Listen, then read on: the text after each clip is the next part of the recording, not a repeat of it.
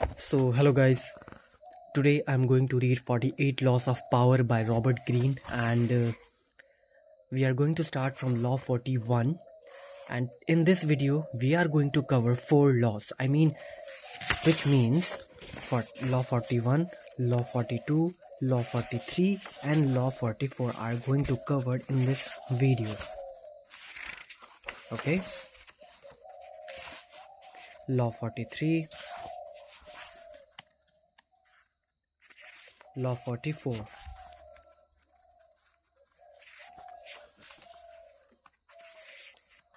Law 44. So these are the lessons that I'm going to cover in this video. So let's start.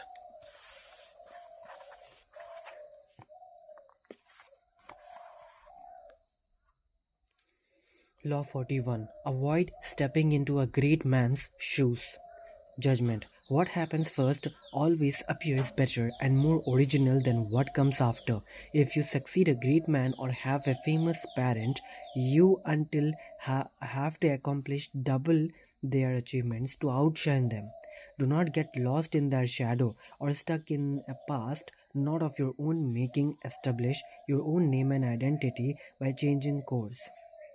What? Do not get lost in their shadow or stuck in a past not of your own making. Establish your own name and identify by changing course. Stay the overbearing father. Slay the overbearing father, disparage his legacy, and gain power by shining in your own way.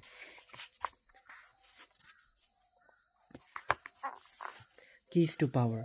In many ancient kingdoms, for example, Bengal and Sumatra, after the king had ruled for several years, his subjects would execute him.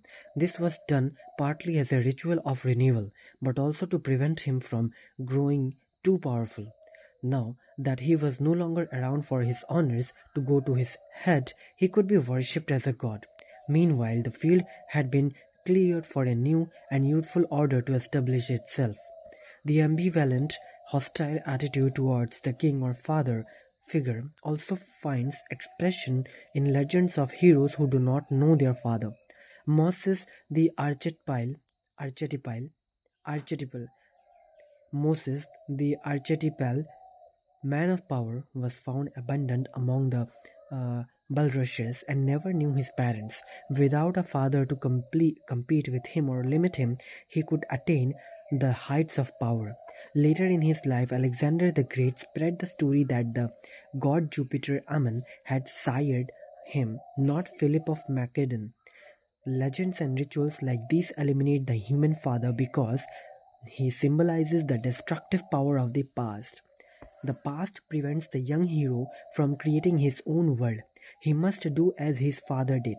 Even after that father is dead or powerless, the hero must bow and scrape before his predecessor and yield in tradition and precedent. Power depends on the ability to fill a void, to occupy a field that has been cleared of the dead weight of the past. Only after the father figure has been properly done away with will you have the necessary space to create and establish a new order. There are several strategies you can adopt to accomplish this. Perhaps the simplest way to escape the shadow of the past is simply to belittle it, playing on the timeless antagonism between the generations, stirring up the young against the old. For this, you need a convenient elder figure to pillory. The distance you establish from your predecessor often demands some symbolism, a way of advertising itself publicly. Louis XIV, for example, created such symbolism when he rejected the traditional palace of the French kings and built his own palace of Versailles. Follow his examples. Never let yourself be seen as following your predecessor's path. If you do, you will never surpass him. You must physically demonstrate your difference by establishing a style and symbolism and that sets you apart. There is a kind of stubborn stupidity that recurs throughout history. and is a strong independent to power. The superstitious belief that if the person before you succeeded by A, B, and C, you can recreate their success by doing the same thing. This cookie cutter approach will seduce the uncurative, for it is easy, and appeals to their timidity and their laziness. But circumstances never repeat themselves exactly. You must adopt a ruthless strategy toward the past. Burn all the books of your predecessors and train yourself to react to circumstances as they happen. Finally, plenitude and prosperity tend to make us lazy and inactive. When our power is secure, we have no need to act. We have no need to act. This is a serious danger. You must be prepared to return to square one psychology rather than growing fat and lazy with prosperity.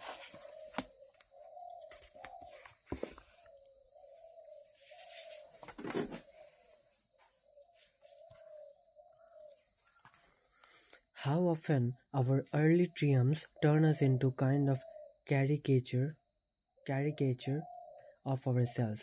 Powerful people recognize these traps, they struggle constantly to recreate themselves. The father must not be allowed to return, he must be slain at every step of the way. Image.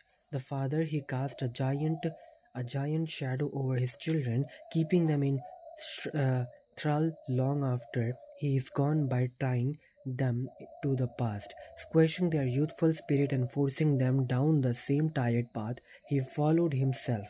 His tricks are many. At every crossroads you must slay the father and step out of his shadow. Authority. Beware of stepping into a great man's shoes. You will have to accomplish twice as much to surpass him. Those who follow are taken for imitators. No matter how much they sweat, they will never shed that burden. It is an uncommon skill to find a new path for excellence and a modern route to celebrity. There are many routes to singularity, not all of them well traveled. The newest ones can be arduous, but they are often shortcuts to greatness. This is Law 41. So basically, Law 41 says if your father is SRK, Shah Rukh Khan, and if you are Aryan Khan, then you need to maintain and achieve more than him so that you gain some of the recognition by yourself and you can say publicly that yes, I have achieved more than my father and I am greater than my father. But if you do something very, uh, but if you do some kind of bad works like involving in gang, uh, caught in drugs with a girl, then it's a very big problem. Okay, your reputation, your reputation is not going to hurt because you don't have your father's reputation going to destroy. Okay, so make sure if you are a person in your area, if you're a person and if you're a person whose father is a very great man, then you have to achieve greater than your father. The perfect example of this is Naruto. If you have seen Naruto, Naruto has achieved a lot more things. Okay, his father is a very, his father was very great man, the yellow flash of the leaf. But Naruto has achieved more than his father. Okay, they called him the god of shinobi. But if you come to Boruto, now Boruto needs to surpass Naruto, but if he stay under Naruto, everybody will think like yeah, this is Hokage's son, so we must make our connections. And if you stay with your father, you have to achieve more than your father, which is typically very hard. Okay, your father also wants you to succeed and you also wants to succeed, but you will kind of uh, you will be irritated by the people who know you that you are a Hokage's son but not by your name. Okay, so make sure, just like Boruto, if you want to make your own path to become successful more than your father, and if you want to surpass your father, then leave your father's home or his, you know, just like Boruto did. He left his father and his village to train himself to become stronger person, to build his own identity. So yeah, that's what law 141 says. So that's what I have learned. Okay, so now law 42. Strike the shepherd and the sheep will scatter. Judgment. Trouble can often be traced to a single strong individual, the steerer, the arrogant underling, the poisoner of goodwill. If you allow such people room to operate, others will succumb to their influence. Do not wait for the troubles they cause to multiply. Do not try to negotiate with them, they are irredeemable. Neutralize their influence by isolating or banishing them. Strike at the source of the trouble, and the sheep will scatter. Keys to power. In the past, an entire nation would be ruled by a king and his handful of ministers. Only the elite had any power to play with. Over the centuries, power has gradually become more and more diffused and democratized. This has created, however, a common misperception that groups no longer have centers of power. That power is spread out and scattered among many people. Actually, however, power has changed in its numbers but not in its essence. There may be fewer mighty tyrants commanding the power of life and death over millions, but there remain thousands of petty tyrants ruling smaller realms and reinforcing their will through indirect power games, charisma, and go on and so on. In every group, power is concentrated in the hands of one or two people, for this is the one area in which human nature will never change. People will congregate around a single strong personality like stars orbiting a sun. To labor under the illusion that this kind of power center no longer exists is to make endless mistakes, waste energy and time.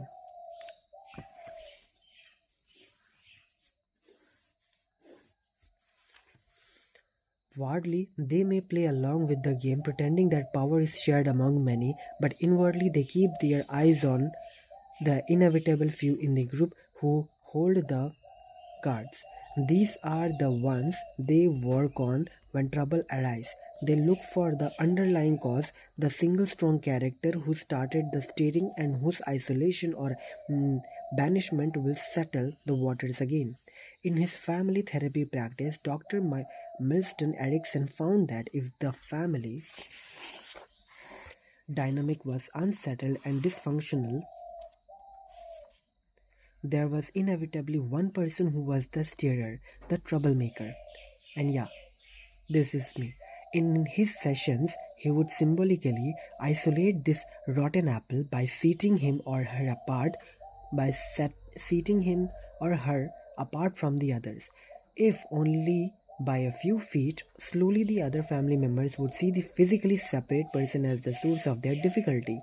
Once you recognize who the steerer is, pointing it out to other people will accomplish a great deal. Remember, steerers thrive by hiding in the group, disguising their actions among the reactions of others, render their actions visible and they lose their power to upset. A key element in games of strategy is isolating the enemy's power in chess. In chess, you try to corner the king. Yeah, I love this. A key element in the games of strategy is isolating the enemy's power. In chess, you try to corner the king. In the Chinese game of Go, you try to isolate the enemy's forces in small pockets, rendering them immobile and ineffectual. It is often better to isolate your enemies than to destroy them. You seem less brutal. The result, though, is the same, for in the game of power, isolation spells death. The most effective form of isolation is somehow to separate troublemakers from their power base. When Mao Zedong wanted to eliminate an enemy in the ruling elite, he did not confront the person directly. He silently and stealthily still stealthily worked to isolate the man, divide his allies, and turn them away from him, shrink his support. Soon the man would vanish on his own. Finally, the reason you strike at the shepherd is because such an action will dishearten the sheep beyond any rational measure. With the leader gone, the center of gravity is gone. With the leader gone, the center of gravity is gone. There is nothing to revolve around and everything falls apart. Aim at the leaders, bring them down, and look for the endless opportunities in the confusion that will ensue. Image: a flock of fatted sheep. Do not waste precious time trying to steal a sheep or two. Do not risk life and limb by setting upon the dogs that guard the flock. Aim at the shepherd. So basically, okay, first let me finish. Lure him away and the dogs will follow. Strike him down and the flock will scatter. You can pick them off one by one. Authority: if you draw a bow, draw the strongest. If you use an arrow, use the longest. Okay. If you draw a bow, draw the strongest. If you use an arrow, use the longest. To shoot a rider, first shoot his horse. To catch a gang of bandits, first capture its leader. Just as a country has its border, so the killing of men has its limits. If the enemy's attack can be stopped with a blow to the head, why have any more dead and wounded than necessary? Chinese poet Du Fu, Tang Dynasty, 18th century. Wow. So let me give you an explanation on this line. In chess, you try to corner the king. Basically, when we play chess, we don't. First of all, what I do is I capture the rook, I capture the knight, I capture the bishop, a pawn, etc. Right? But sometimes I have noticed in expert level difficulty, when I was playing with computer, the computer would do very different thing. You know what?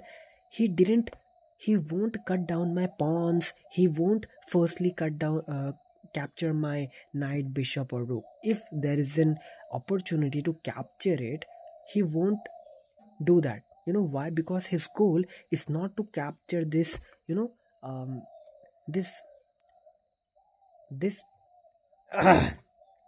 he doesn't want to capture this piece, because his aim is to center the corner, center the king. His goal is to center the king, and if he want to center the king, he would do anything except capturing your soldiers. Okay, this is the first thing. When you are going to play chess with computer at the difficulty level of expert, then you will realize the computer plays very well in the expert level, because in medium or hard level you will find that the computer is capturing your pawns, rooks, bishops, knights. But in expert level, from expert, advanced, and master level, you won't see a single thing that your computer is going to capture your army. Okay, he will target your leader. He will target your the computer will target your king. That is the main thing. So that's what here it is trying to say. If you draw a bow, draw the strongest. If you use an arrow, use the longest.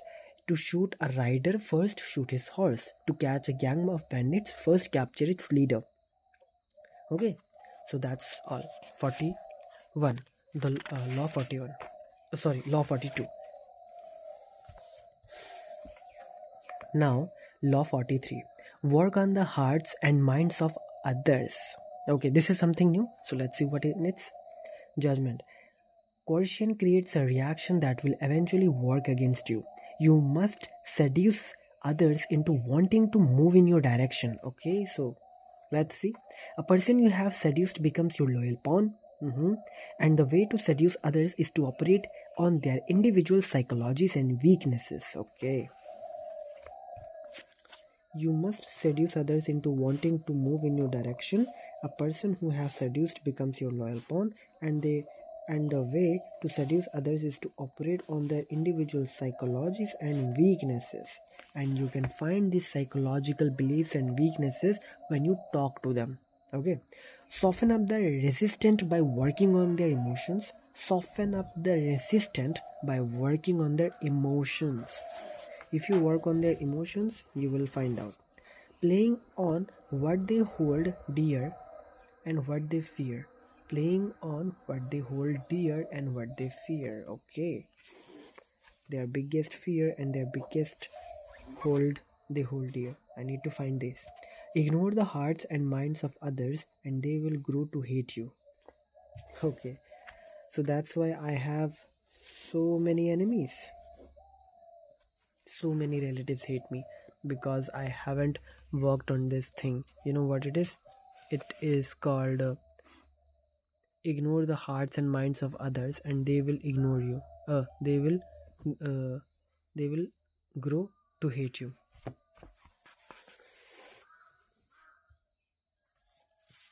Keys to power. In the game of power, you are surrounded by people who have absolutely no reason to help you unless it is in their interest to do so.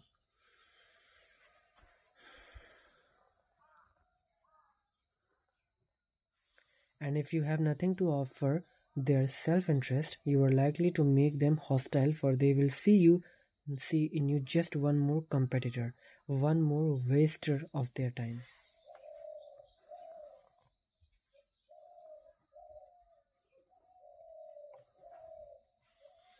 Those that overcome this prevailing coldness are the ones who find the key that unlocks the stranger's heart and mind, seducing him into their corner, if necessary, softening him up for a punch.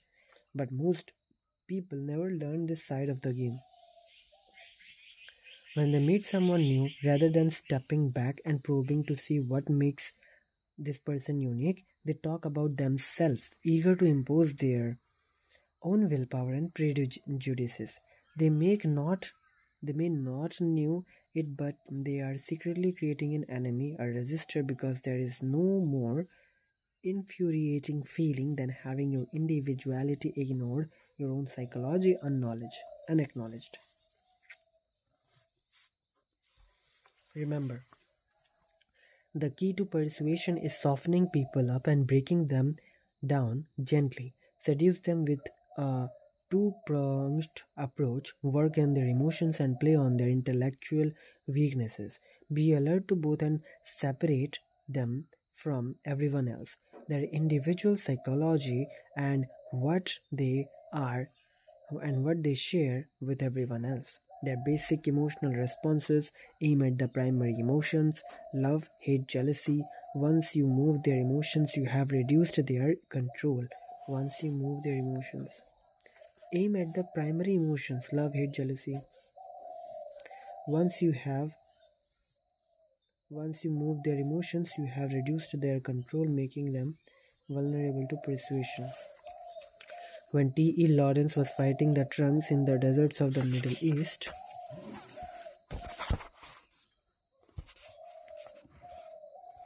during World War One, he had an epiphany. It seemed to him that conventional warfare and lost its value. The old-fashioned soldier was lost in the enormous armies of the time, in which he was ordered about like a lifeless pawn. Lawrence wanted to turn this around. For him, every soldier's mind was a kingdom. Every soldier's mind was a kingdom he had to conquer. A committed, psychologically motivated soldier would fight harder and more creatively than a puppet.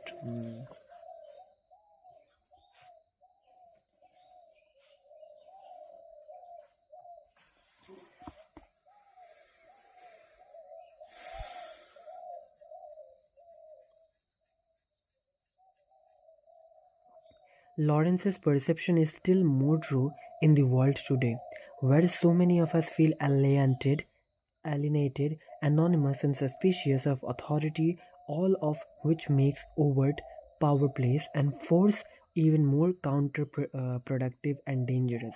Instead of manipulating lifeless pawns, make those on your side convinced and excited by the cause you have enlisted them in. And to accomplish this, you need to deal with their individual psychologies. Never clumsily assume that the tactic that worked on one person will necessarily work on another.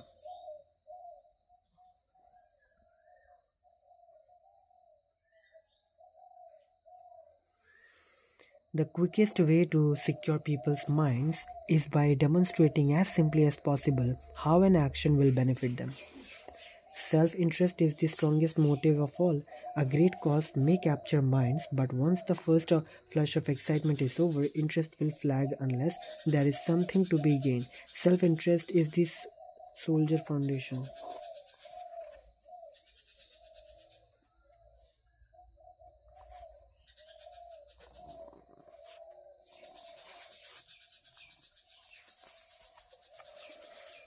The people who are best at appealing to people's minds are often artists, intellectuals, and those of a more poetic nature.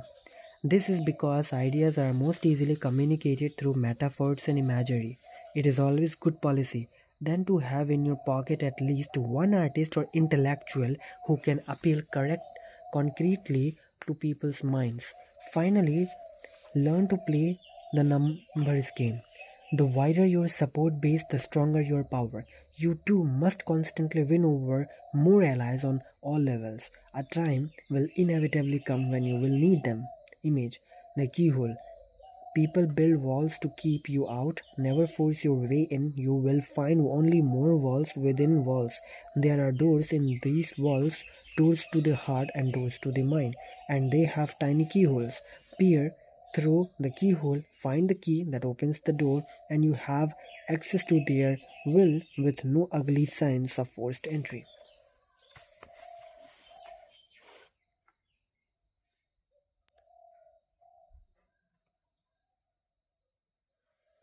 Authority. The difficulties in the way of persuasion lie in my knowing the heart of the persuaded in order thereby to fit my wording into it. For this reason, whoever attempts persuasion before the throne must carefully observe the sovereign's feelings of love and hate, this secret wishes and fears before he can conquer his heart. Han Fei Tzu, Chinese philosopher, 3rd century BC. I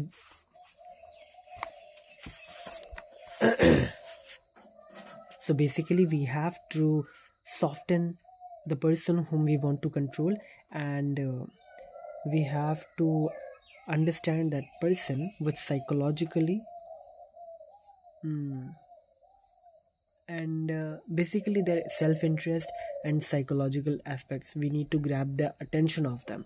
If we did, if we are talking about their interest, if we are talking about their benefits, what will they get if they do this, then they will help me. That's it. So now law 44.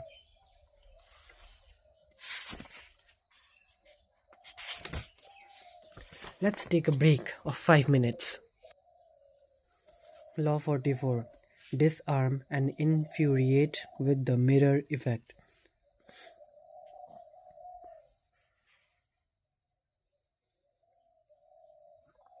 Judgment.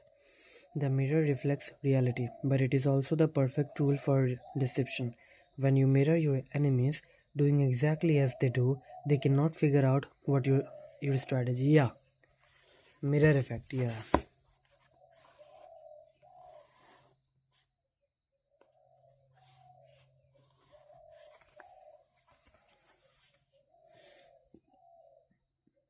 The mirror effects mocks and humiliates them, making overreact by holding up a mirror to their sights. You seduce them with the illusion that you share their values.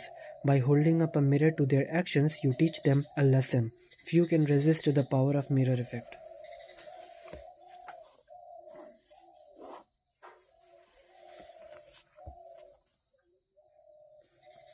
Mirror effects.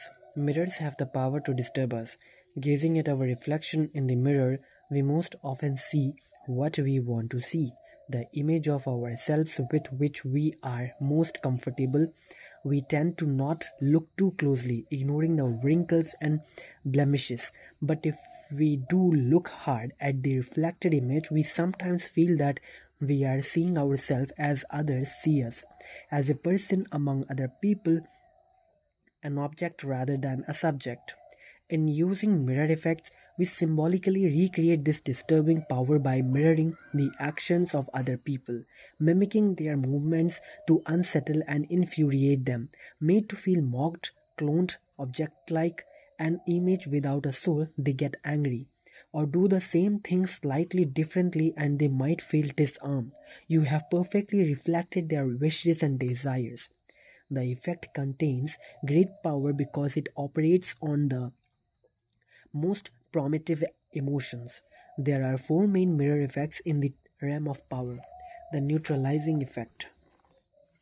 If you do what your enemies do, following their actions as best you can, they cannot see what you are up to. They are blinded by your mirror. Their strategy for dealing with you depends on your reacting to them in a way characteristic of you. Neutralize it by playing a game of mimicry with them. The tactic has a mocking, even infuriating effect. Most of us remember the childhood experience of someone teasing us by repeating our words exactly. After a while, usually not long, we wanted to punch them in the face.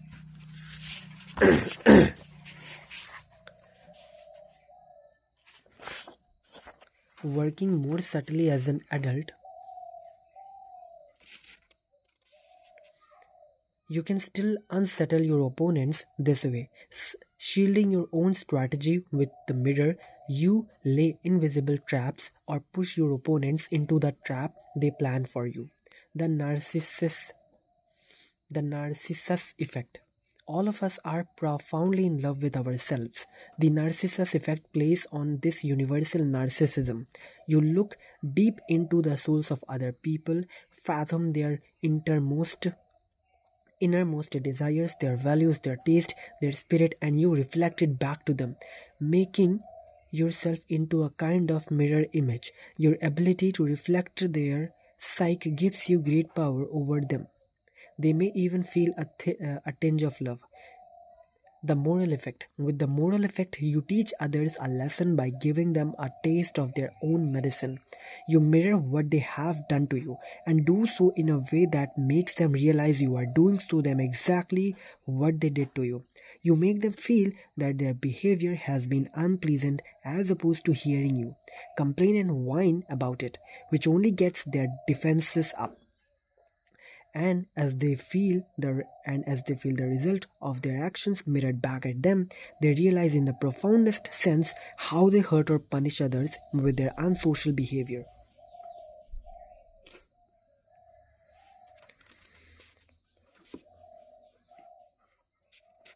The hallucinatory effect. Mirrors are tremendously deceptive for they create a sense that you are looking at the real world. Actually, though, you are only staring at a piece of glass which, as everyone knows, cannot show the world exactly as it is. Everything in a mirror is reversed.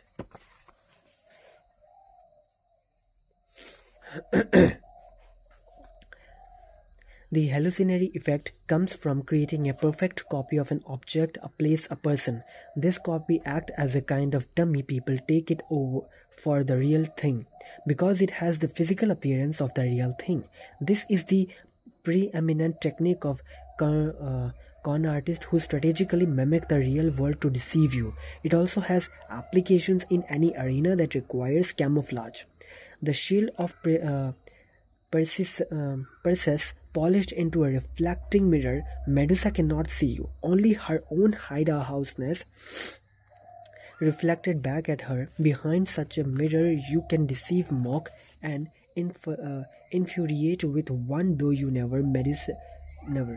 One blow you sever. Medusa's unsuspecting head. The task of military operation is to accord deceptively with the intentions of the enemy, get to what they want first, subtly anticipate them, maintain discipline and adapt to the enemy. Thus, at first you are like a maiden, so the enemy opens his door, then you are like a rabbit on the loose, so the enemy cannot keep you out. Sun Tzu, 4th century BC. So yeah, that's it for Law of 48 Laws of Power by Robert Greene. So yeah, that's it. See you in the next video.